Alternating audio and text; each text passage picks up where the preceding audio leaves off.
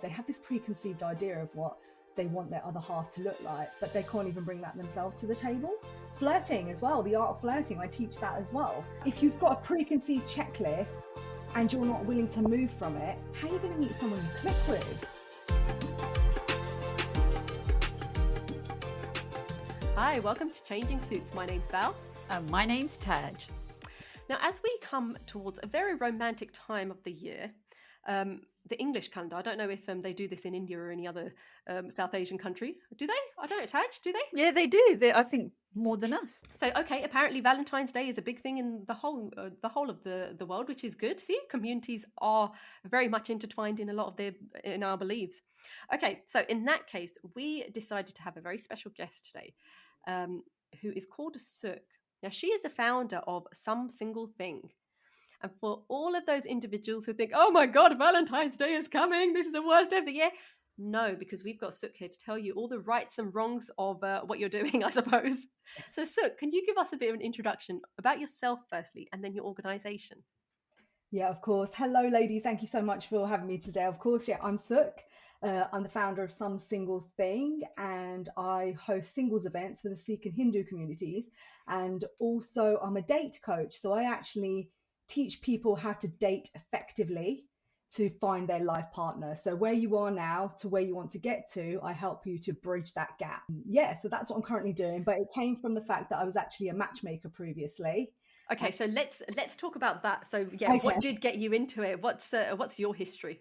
So to give you a bit of background, 2020, my dad passed away in 2020, and I was kind of caring for him up until that time. He passed away in February, and then kind of there was this thing out there called COVID, and it wasn't a concern for us at the time. And it was just out there, not far we don't know away. What you're talking about. Yeah, exactly. So then March, obviously everything stopped. I kind of went back to work. I was in the wedding industry, and I kind of went back to work.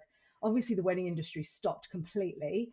So then I stopped working, and I knew that I wasn't ready to go back to work. I realized that when you're a carer, you're really going 100 miles an hour, and then all of a sudden your body stops and you really do have time to reflect. So I basically was mourning and still grieving lockdown up until about June, July. And then I thought, right, you're gaining so much weight. You're just eating junk. You need to get yourself together. So I thought, well, I'm ready now to find a partner. Went back onto the dating apps. And it wasn't long until I remembered why I came off them in the first place. And why did you come off them? It was the lackluster conversations and the, hey, how you doing? Oh God, yeah, I remember those times. Today? I don't do mediocre conversations, excite me, stimulate my mind, turn me on and say something interesting to ignite some, conversation. Do you know, it's interesting because when I was being South Asian, obviously anytime you're looking for a partner is to get married, lucky those people. But those conversations used to be so, I agree, so repetitive. And I actually said to Taj, I was like, can't we just record it and give it to the person?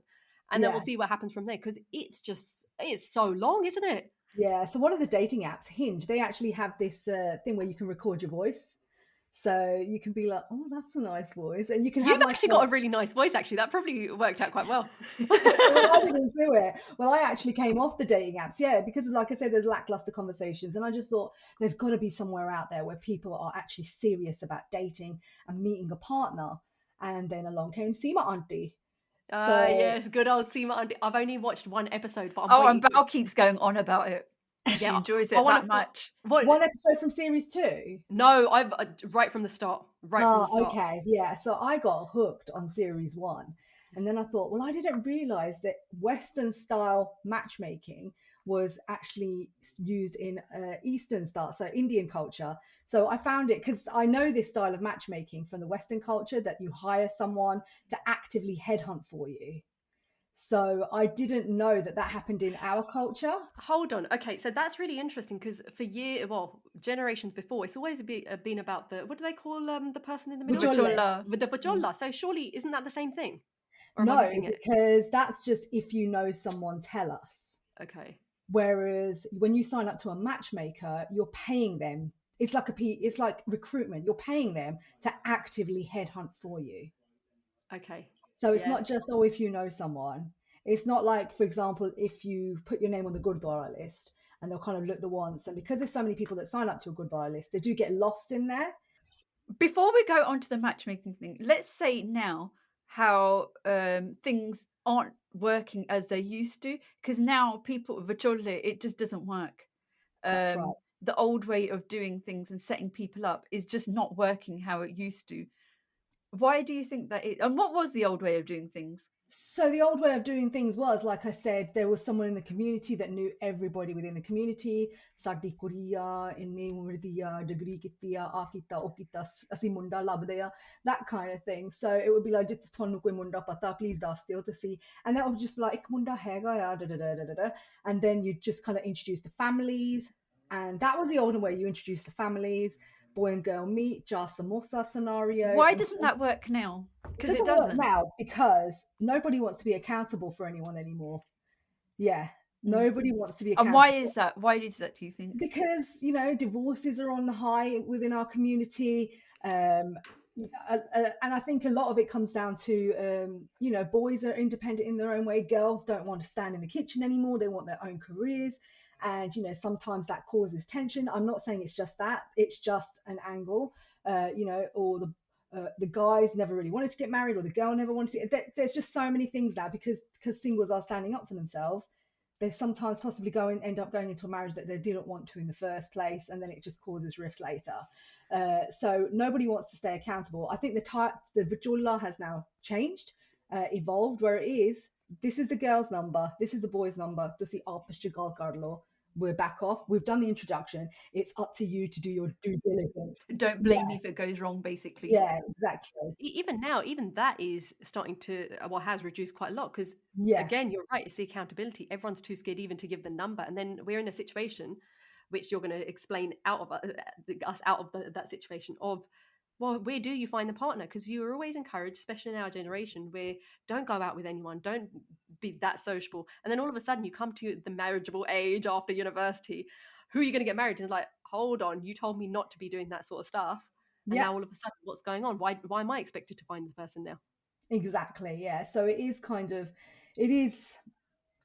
our parents, either way I see it, you know, our parents' generation came here, they wanted the best for us, and they did what was right for us at that time, what they knew. There's no wrong way, there's no right way. You do your best, and I understand that. But our generation now, you know, we have to incorporate the Western culture and understand that our future kids aren't going to be purely Indian. They're going to adopt Western ways as well. So we need to embrace that a little bit. Unfortunately, it's our generation that got the kickback, where we're the transitioning generation, aren't we? So this is why we're experiencing it. But I'd say in 2 generations' time, it's just going to be the norm. It's just going to be mixed marriages will be completely acceptable. You know, there's still whatever. That's still there now. But do some people at the other end? Some people do say, doesn't surprise me anymore. It is what it is nowadays, which is great. But it will just be, oh, he's marrying an English girl, or she's marrying an English girl. That's it. So yeah, I think we're coming to that as the next generation takes over. I love the fact that you said parents done, basically, you didn't put them down. You said they done what, you know, was right at the time. Exactly. I love the fact that we've done that, and we're not putting them down and say, oh, they done it the wrong way. No, they just done it the way that, the best that they knew. Yeah, exactly. You know, a lot of people came to this country to better their children's lives. And our parents' generation busted their guts. You know, they didn't go on holidays, you know, a week, 7 nights in Tenerife and all of this. We do that arm now, don't we? Yeah. We're a lazier generation. We're lazier compared to our families. Sukh, this is a whole other conversation. You'll take us down. I'll join that. We can have that conversation. I love that conversation.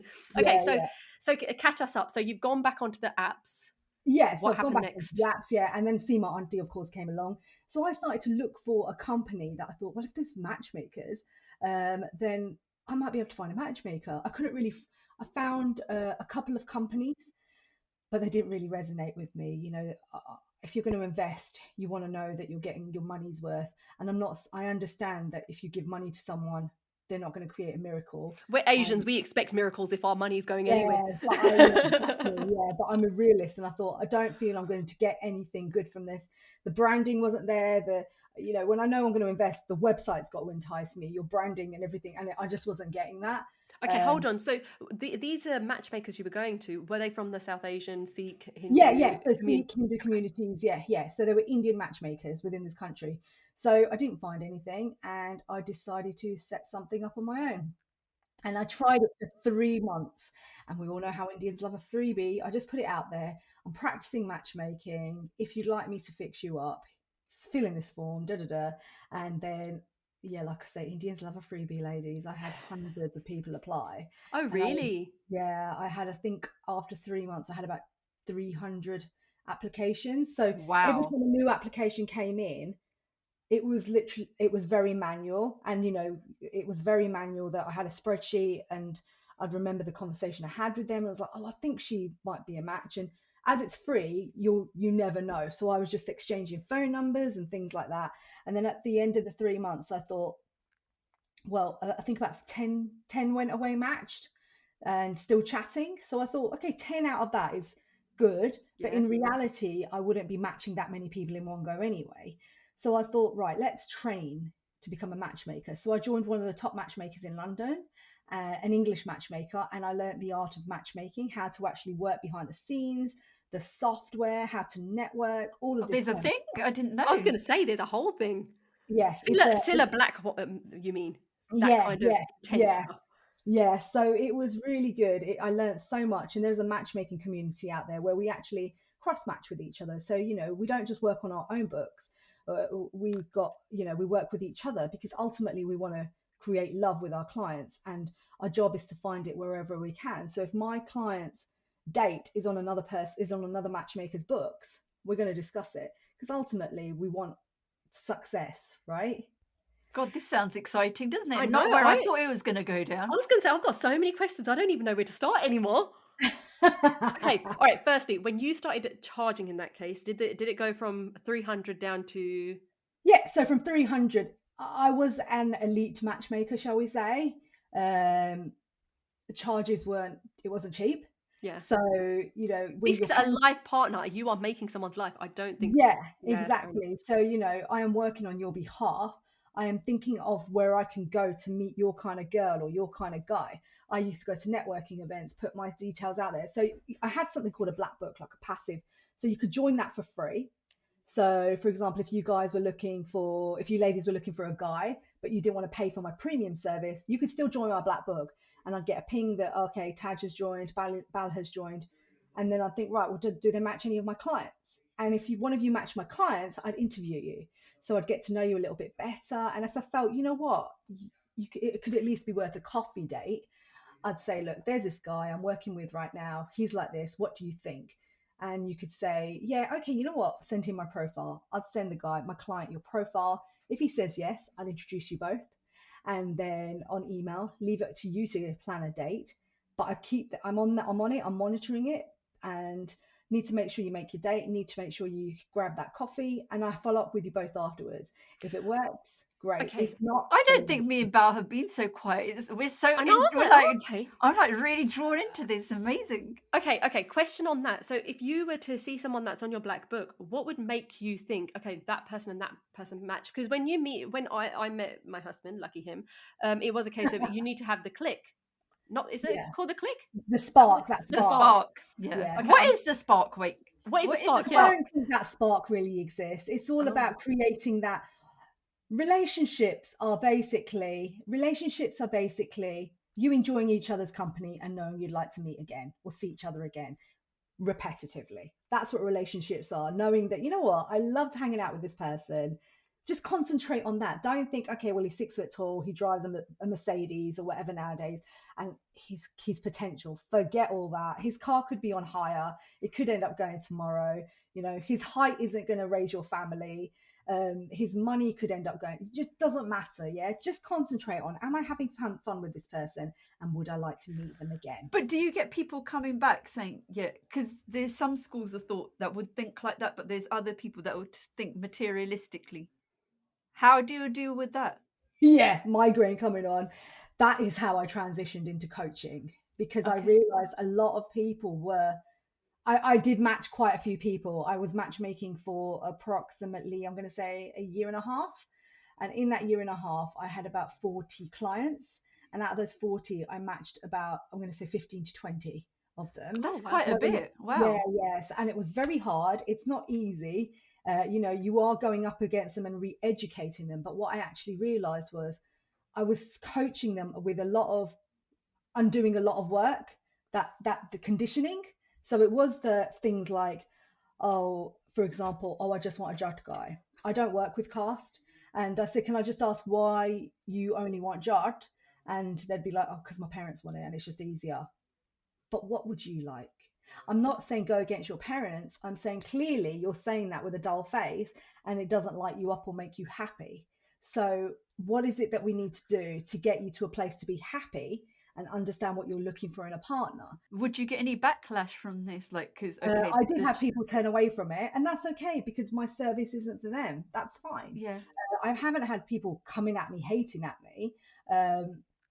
It has been very liberal-minded people. The people, matchmakers only tend to get clients that are private. They don't have time to date themselves. They want someone else to do the work, bring the quality over the quantity.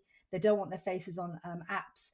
They just want you to send them dates and they're genuinely thinking about it. But this is what I was saying. I transitioned into coaching because I felt like a lot of people were just, it was too superficial. I had one guy, it was so difficult with him. He was 40, he had never been in a relationship, so he didn't really understand relationships, and he was, I tried to, how does that make him feel? What is it ultimately you're looking for a relationship? At the start, it all seemed so great and so fine. I was like, yes, I'll take you on. I don't just take anyone on, by the way. If I feel like if your terms are realistic, what you're looking for is unrealistic, I'm basically setting myself up for a fall. Can I ask you something on that? Because I always find, when we were talking about this with friends and things, everyone tends to have very similar sort of, someone that's funny, someone that's well educated. It's the same list. Yeah. So at what point, just like you've said, have you said, okay, let's work, we've done the funny, da da da da. At what point do you think, okay, now we're getting into something that I can work with, not the usual things that you keep hearing? Yeah, so then it comes to, all of those things are superficial and they are what are surface level. But then it's coming down to your common interests and your core values. So you won't get to that conversation until you are kicking back, relaxing, having fun with each other, knowing that you can get comfortable with each other. And eventually that fun time, those 2-3 dates where you are kicking back, having fun, you'll end up transitioning into, so what are you looking for? And you'll find out if you have those same beliefs, those same core values, and that's when the real conversations start coming in, what you're looking for in a partner. So oh, I'm looking to settle down, and I want a house by the sea, ultimately I want a dog, and I just want 2.4 kids. And a girl could be like, oh, you know what, that's totally what I would like to do, and this seems like my thing as well. And you need to have conversations about money. You need to have conversation about how you handle finances. They're the real things that kind of make you find that this person is for you. You need to have fun with your partner. You need to be able to have a laugh with them. You need to know that they're there to support you. That's a given. But you know what, I mean, you say that, okay, here's the difference I would have seen when I'm again looking back.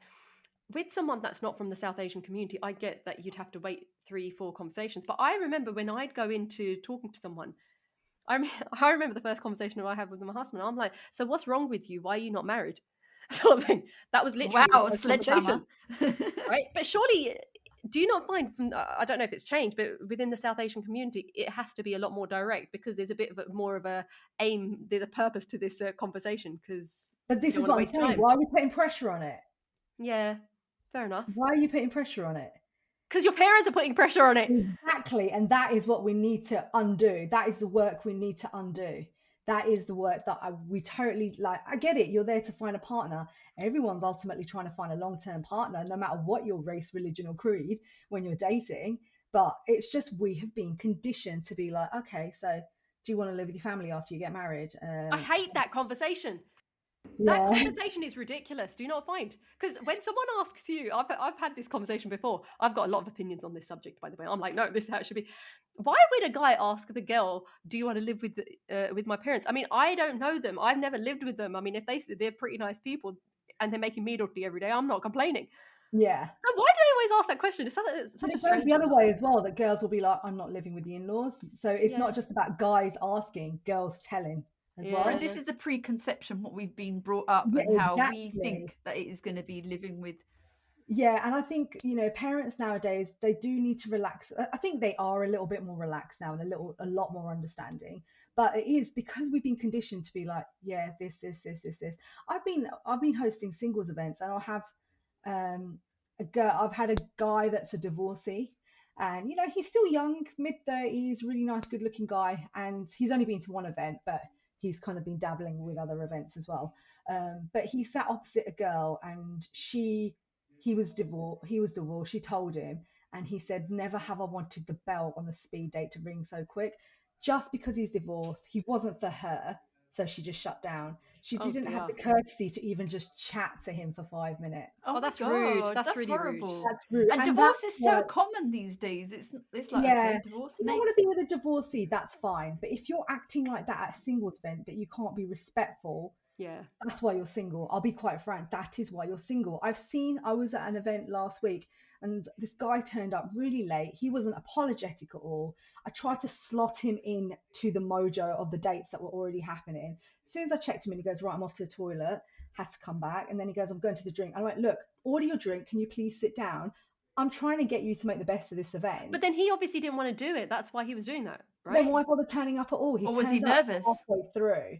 No, he was not nervous because he was very like, Arrogant. yeah. And I just sometimes why people are single. I'll be frank, why people are single because of the way they behave, and that's when. So my do you ever say coaching it to them comes then? in. I don't say it to them, no, but I Okay. do always. Again, there's another girl who's. I think we were down one guy a few weeks ago, and so I thought, you know what, I'll sit with all the girls every 5 minutes. I'll just sit with each girl and go along with the guys.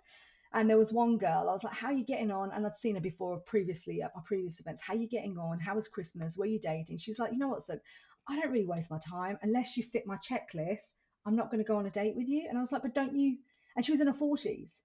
And I said, look, That's with the all due respect, problem. Yeah. how is that going for you?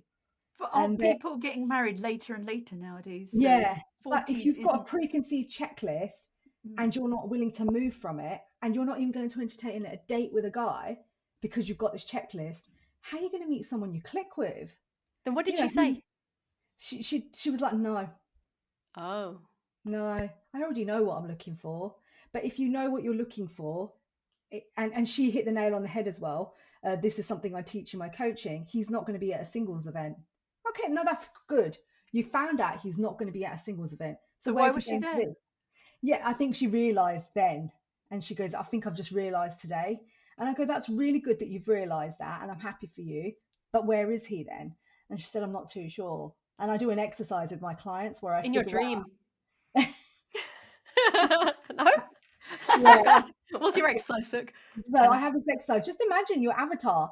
Like, where does your dream person, where do they go for work? What do they do? Where do they hang out? Where does he like to holiday? Oh, don't ask me those questions. I might end up with another person instead of my husband. But that's where you need to be hanging out. You need to be Yeah. going to those places.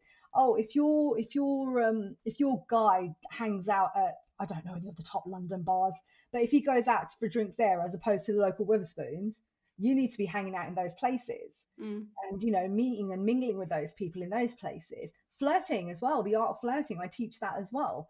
Oh, what's the art of flirting? I like Yeah. this. Okay, what is the art So of flirting? what do you believe is the definition of flirting? Oh, God, that I've never. Just being very nice and laughing at everything. They're crap jokes. I don't know. I think it's the energy you put out. I mean, I feel like I'm flirting with you right now, if anything, but I don't know. Exactly. No, It's the it's true. energy. So many people, so many of my singles that I ask, what's the definition of flirting? They always come down to it being something about it being a little bit sexual. But I'm like, no, flirting is simply the art of making someone feel better in your presence. Yeah, that's what I would say. Yeah, feel better. Yeah. So if you say, oh, you know what, Taj, I'm loving your glasses. They really suit you. Tell me about them. You'd be like, oh, she's got interest in me. Yeah. And it's like you'd step back and think, oh, she's really nice, and that was really one thing you do. And it is about just paying them a compliment, making them feel good about themselves, and they step back and think, you're a bit of all right, kind of thing, and then just taking it from there. It's an in to start a conversation with someone. But and that's human behavior, isn't it? You want someone to say something's good about you, then you feel happy about it and you open up. Yes, it's psychological. Yeah, and it's about how you carry yourself when you say it. so example, a girl could be at a bar and she sees this guy just come over and it's like, hey, I just saw you from across the room and I just wanted to come over and say I just caught the inside lining of your jacket bright yellow. I just think that's so funky. Did you get it tailor made? And they'd be like, no. Next Oh thing you God, know, I'm getting drawn into this. next thing you know, yeah. But flirting is something you can still do in relationships now with your partners, right? So it's something, and then it's just about getting that in, having different conversations from. So where are you from? What do you do? I had a client. He was on the shorter side, 5'3", 5'4", and I was like, "What are you looking for in a partner?" And he said, "She has to be shorter than me." And I said, "Why?" And he goes, "I think that's obvious." And I go, "You need to tell me why." And he said, "Because I'm 5'4", I need a girl to be shorter than me. Yeah. And I said, "Okay, so if you saw a girl at a bar and she was 5'5", and you went over to her, started to chat to her, this flirting technique, and it worked, would you say, 'Oh no, actually you're taller than me, forget it'?" And he said, "No." And I said, "So why are you putting height? Why are you holding yourself? Yes, you are 5'4". It is significantly a lower height than the average guy, but why aren't you owning it? Let your personality shine. So what? Oh, And if I that like girl that. at the bar is impressed, if you don't end up marrying her, that's fine. But at least you practiced your game. Does that work though? Because again, going back to that whole superficial layer of, oh, I want this, if a client of yours then said, okay, they don't fit the usual thing that I was looking for. However, personality wise, I'm loving them. Do you think that is the way does it work? Yeah, I believe it does because it takes practice. And I think once you keep practicing your technique, your game, that kind of thing, you'll end up becoming so comfortable with talking with the opposite sex that eventually, when that right person does come along, you're so natural at it, and then it will all fall into place and transition. We've got to come away from the, like I said, how old are you? What do you do? Where do you live? Because it's just putting so much unnecessary and wrong pressure on dating. Because this is what we need to concentrate on. Yeah, we're ultimately trying to find a partner, but in our community, we don't use the term dating. We use the word introduction, things like that. So that's what we're doing now, aren't we? We are dating, and we need to concentrate on how to refining the art of dating to ultimately find your partner. Are things changing now? Because in our day, it was our parents encouraged us not to go out and Yeah. have dates and stuff. But are things changing with the younger generation and the new people that are looking to get married and stuff like that? Yeah, the younger generation, without a doubt, are they are so much more. Their parents are so much more relaxed. "Ge jo tusi karna karo." If you find someone, let us know. And it is just changing altogether. And what we're doing, and that's what I'm doing. I think my clients tend to be 35 plus, and the other ones who have been conditioned to a certain way of life. So the younger ones are changing. The majority of my clients and the singles that are my singles events that tend to be 33, 34, 35 plus Yeah. that come to my event. So it seems like it is a generation of people that probably got told, don't do this, don't do that. And now they're the ones that are like, where do I go? What do I do? Some of them haven't dated before. Some of them haven't been in relationships before. And so it is those that are a little bit lost. That's really interesting. It's our generation basically, but the next generation, like you said, have sort of adapted now. They're more in their It's element. normal for them. Liberalism Yeah, is normal for them. Yeah. that's really depressing, though, isn't it? To think of it like It that, because is. It like you is. said earlier, we were the generation that sort of had to go through that transition period. Yes, it is. Yeah. Mm. And I feel like a lot of people that I do work with are the ones that are undoing that mentality. But nowadays, I've got nephews and nieces, they're dating themselves, their parents know about it, they're okay with it. As long as you're okay and you're happy, we don't mind. That's the main thing. So that's our kids' generations. Do you know what I mean? So it's just they're supportive, but now it is a lot of people that I am working with are the ones that probably were the ones that had to hide going dating, having girlfriends, having boyfriends, probably got married to people that weren't right for them in the first place, and they didn't find out until afterwards, those kind of things. So it's a lot of undoing everything. I'll give you an example. Is I'm a consequence of that. I'm a divorcee. So I was married, just a more scenario, and we didn't date. We met a couple of times, and it was just decided, yeah, we're getting married. And I just said yes. I wasn't forced into it, but I just, we both said yes. And then I find out a lot after I got married, a lot of things after I got married, and it just wasn't right for me. But I'm cut from a cloth where you give things a good go. And I gave it 6 years of my life. And one day I just said, I've had enough. I can't do this anymore. Either I stay here and eventually die, or I get out of it and live the rest of my life. And I did it. And then when I came back, it was a case of "Jo tu karna kari," and I just thought, and I used to say, it wouldn't it have been great if you said that to me in the first place? Do you know what that is?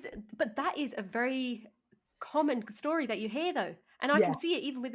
I mean, we're from a very traditional family, and it's yeah, exactly that. Where if the girl does come back, it is like, okay, do what you need to do. I mean, I have to say, even I'm the bit. I think I'm a bit more forward thinking now, but I was quite backwards in thinking exactly like my parents, and it was a conditioning behind it. Whereas those that I know have gone through divorce now, I'm like, do you know what?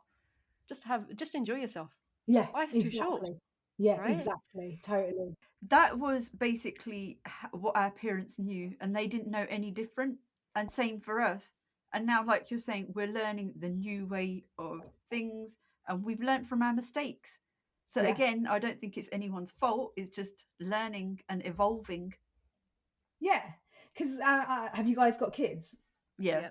Yeah, so I don't have kids, but it will be, again, if you put your parents aside, you are going to do what is right for your children now. Yeah. You're going to do the very best for your children. But when they grow up, they probably will think, oh, but this happened and that happened. And you'll probably end up having those conversations. But I can't imagine they will be as tough as the conversations you probably had with your parents. Or didn't Yeah. have. Or didn't have, or was less being left unsaid. Yeah. And you've just kind of, a lot of people do. Yeah, totally right, Taj. A lot of people do kind of just keep that animosity or negativity, and they're just like, it was in the past, forget it. And yeah, I just feel now that it is going to change completely. But do you And think we've westernized too much and forgotten our roots? I do think that sometimes, I think culture is important. I think knowing who you are and where you're from is important. And I do think that it's a question that I often ask myself, that are we diluting them? Does that make sense? Yeah. Are we still going to have the same, because we are mixing? And and is it, I don't know, I couldn't really say, but it's obviously going to become more and more, it's going to become more and more mixed the further we go down the line, definitely. But then on that point, apart from the dilution of whether it's religion or culture, do you think that it makes it tough when people come from two different cultures, regardless of whichever religion, whichever culture, whether it's, if you've got two different cultures, does it make it harder for you to compromise and adapt? Because we know that marriage is a lot of compromising and adapting. Yeah. But does that make it harder, more I challenging? think that's up to the individuals. If got a cousin who's married to an English girl, and yesterday we were sitting with, it was his daughter's Lordy on the weekend, and yesterday we were sitting with his oldest son. Obviously, he's half English, and he loves Diljit Dosanjh, and he was like, he loves vibe, he's got a bit of Bollywood in him. He can count up to 10 in Punjabi, and my cousin obviously found a girl who was ready to embrace that, and he obviously still wanted his children to be raised in a certain way, and it's happening. So it's about finding that person that, who will embrace your culture and understand certain things, but at the same time it will be like, he doesn't need to do that, she doesn't need to do that, that's okay, those kind of things. But she herself, everyone was saying Sastrikal, she'd say Sastrikal, and she'll say Kidda tu si theek hai? But that's probably all she knows, but she still said But that's it. probably more than what most of happening anyway, so that's fine. And you understand that theek hai means yeah, I'm fine. So, and She better hope the answer is yeah, Tika, because otherwise she's going to be a long conversation. Yeah, and she knows a little bit of Punjabi that flies around and stuff.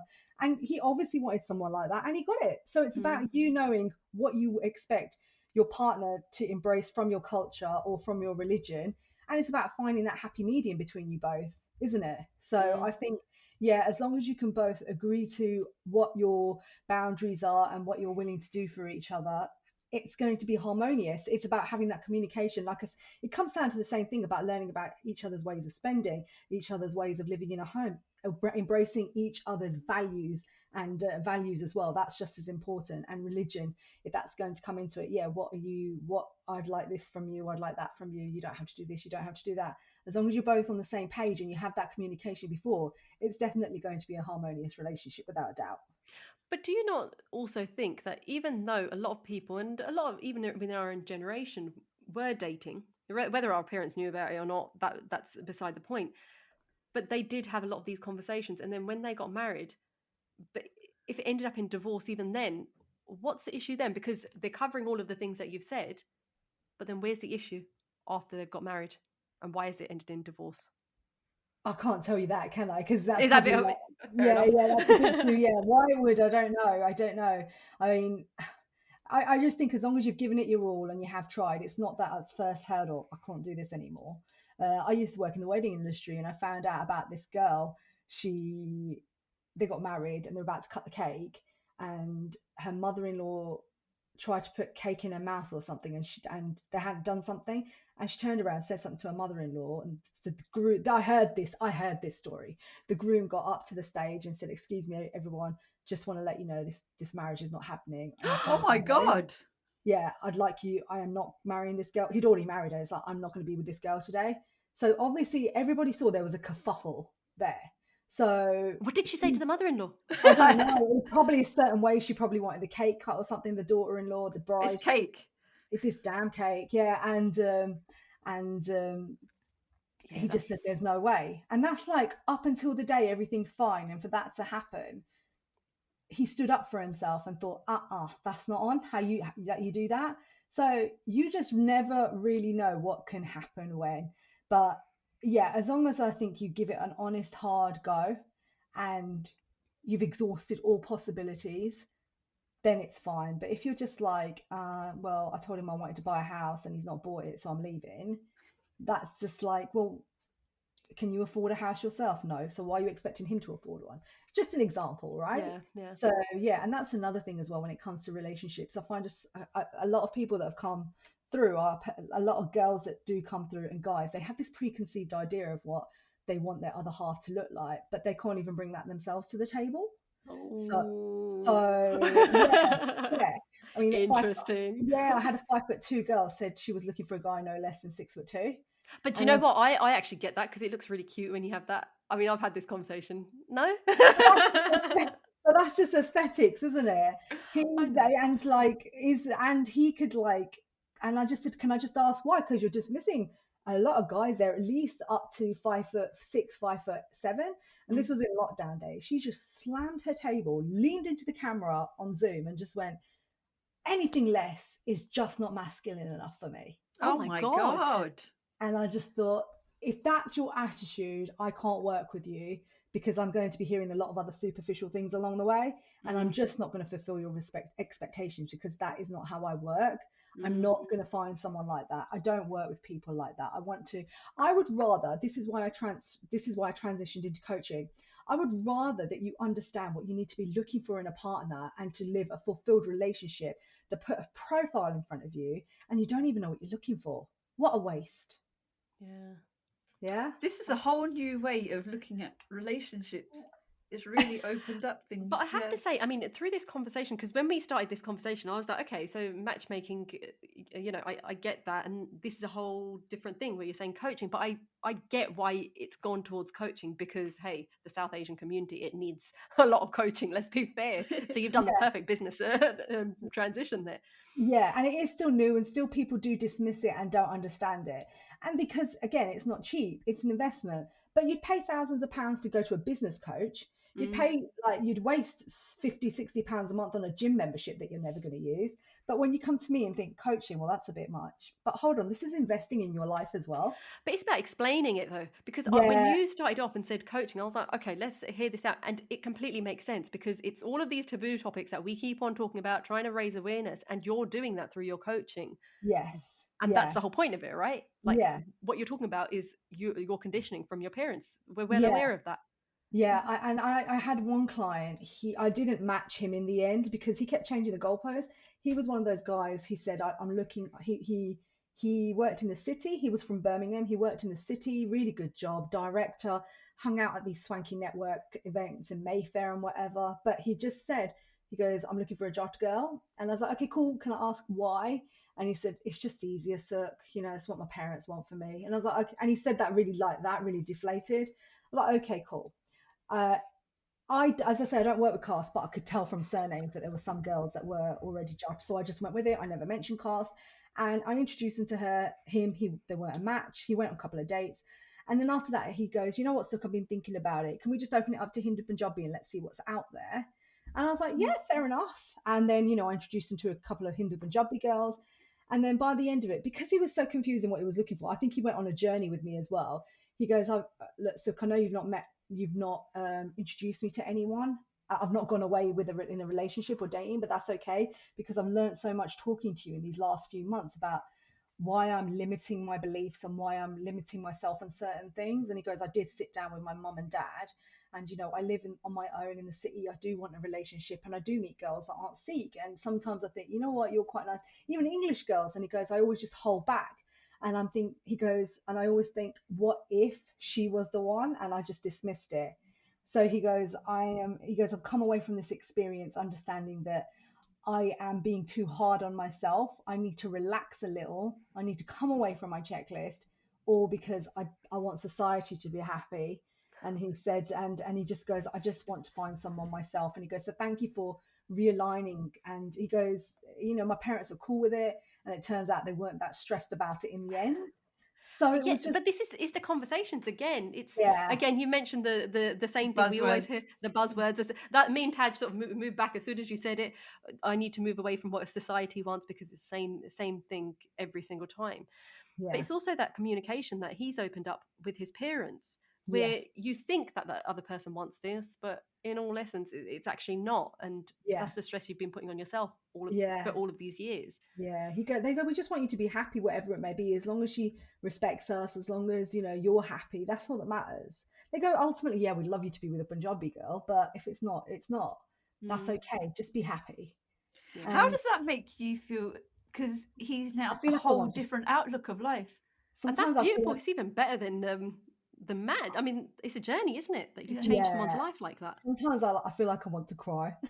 Yeah, I'm not Honestly. surprised because it is so Yeah, nice, isn't it? Yeah. yeah. You know, they feel lighter and they feel that positive, and I just I'm feeling a bit emotional now thinking about it. But yeah, I do feel that it's working on that because you've got to ultimately feel happy, and so yeah, that it makes me feel good. It makes me feel good. Yeah. Yeah, Wow. What an yeah. amazing fairy godmother. Oh, What You're an like Will amazing. Smith in that movie. I can't even remember. Hancock. There we are. That is what I would ultimately. I want to get out there and help girls and guys. I want to go to a bar one night and be like, okay, so this is what you need to do. That's ultimately where I'd like to be. I want to be Hancock. Do you? Because Is it I'm pretty Hancock? sure it's no, Actually, it's not Hancock. It's something no, else. it's not. That Hancock, he was a It's superhero. matchmaker. I think it. Well, the way I'm seeing you is, you know, in the sea. You know, when he hits her over when he's on that motorbike thing, whatever you call it, those Oh, scuba. the sport of speedboat thing. Yeah. Yeah, so I'm seeing you whacking someone over that. That'd be pretty cool.